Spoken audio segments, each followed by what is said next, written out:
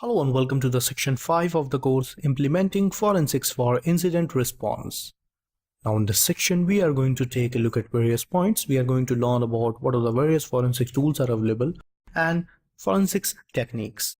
So let's start with the video, Forensics Investigations. In this video we are going to take a look at a couple of points. We are going to learn about first of all what is forensics investigation, and then I'm going to explain the process. Now let's talk about forensics. So it is a process to find and examine evidence.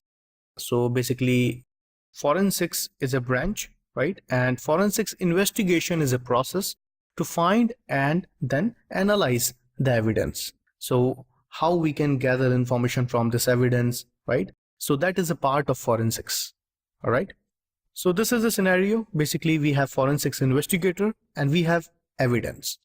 Now the work of forensic investigator is to examine this evidence and find sensitive information, right? For example, find information about the files and folders inside it, find information about the deleted information, right? Find evidences inside it.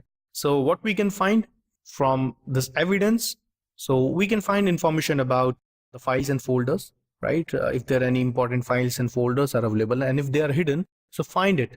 Deleted files, so if that person or user has deleted some files, so how you are going to recover those files, right? Because they are very useful for you, so you have to recover it. So that is also a part of forensics investigation.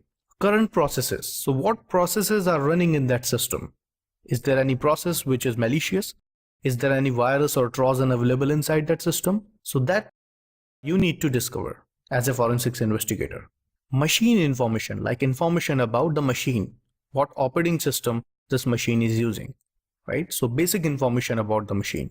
And finally, important evidences. So if there are any important evidences, for example, any IP address of the attacker or any account number or bank account details, etc. about that person, so we need to gather that evidence, all right? Or if that machine is infected, so how we can gather information about the attacker, how we can recover those files, that is also a part of forensics investigation, right? So these all we can recover from a system.